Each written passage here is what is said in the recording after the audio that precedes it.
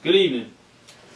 According to the website drugfacts.org, which is a federally funded website with federal statistics, the United States has more people in prison than any country in the world.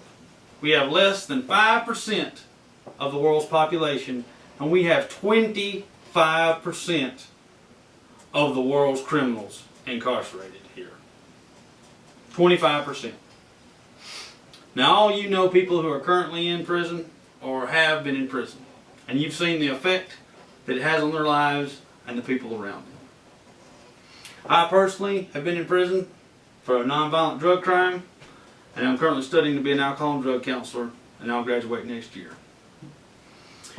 The current war on drugs in the United States is a complete failure. It overcrowds prisons with nonviolent drug offenders, and it goes against God-value principles. Tonight I'll discuss with you how the war on drugs has victimized our society and all the costs incurred. I'll also talk about alternatives to prison to alleviate the stress caused by decades of flawed drug policy.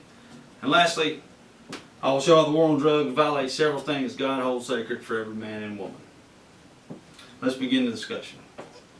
The U.S. drug war has failed to achieve its goal on every level and done massive damage to our country.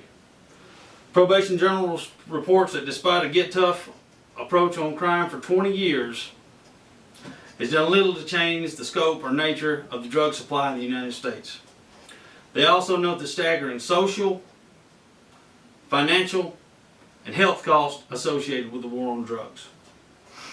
They go on to report that the war on drugs is the most significant factor in the tripling of our prison population between 1980 and 1995. The publication Social Justice says that the drug war also disproportionately affects minorities such as blacks and Hispanics, and federal statistics support this as well. The Journal of Private Enterprise states that last year the United States of America spent $50 billion fighting the war on drugs. This is more than the gross national product of many countries. Finally, the Journal of Nursing reports that there is one inmate for every 142 Americans. Now on to my next point. Drug courts and treatment offer better alternatives for nonviolent drug offenders. The Annals of the American Academy of Political and Social Science says that there is substantial empirical evidence that drug courts and therapeutic diversion programs are much more cost-effective and yield better results than traditional incarceration prison strategies. They say these methods offer a greater chance of therapeutic intervention and offer better outcomes across the board. The effectiveness of these initiatives is greatly hindered now because of very strict eligibility requirements that keep many from these programs that these people need these programs, and they can't get into them because of the eligibility requirements. Approximately 250,000 people were denied last year on these eligibility requirements alone. Drug courts also produce better rates for offenders that are employable and also a higher rate of child support payment. Currently, sadly, resources that these programs need are being diverted to criminal justice to keep people in prison instead of help them. And that's the problem. Now on to my last topic. These drug policies violate God's values. Number one, God values justice. These laws can hardly be seen as just or right when nonviolent people are given long stretches in prison. Second, God values mercy. I don't see the mercy in throwing someone in prison, a sick person who needs help for years, and making them basically a social cripple upon release.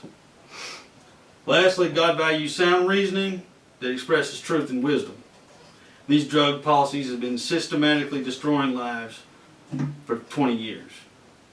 And I don't see the reason in that. So in conclusion, as you can see, America has waged a useless war on its own people and has cost many their freedom. This war can be stopped with common sense alternatives that are put in place that can better deal with this. The war on drugs denies many the chance to live a free life that God intends. I would ask all of you here tonight to do something to make a difference and stop this affront to decency. I'd ask you to join an organization like LEAP, which is Law Enforcement Against Prohibition of Drugs, or simply call your local officials and tell them you disagree with the enforcement of these unfair drug policies on the local and state level. Finally, you may also make a donation to any social or health organization that deals with drug diversion for nonviolent offenders. If you want to help stem the tide of this war, this incredible failure of a war, if you want to help lower prison populations and lessen the economic strain on the United States, if you want to give a person a chance before throwing them in prison and throwing away the key, then I ask you to join, give, or simply stand up and say that this has to end. Thank you.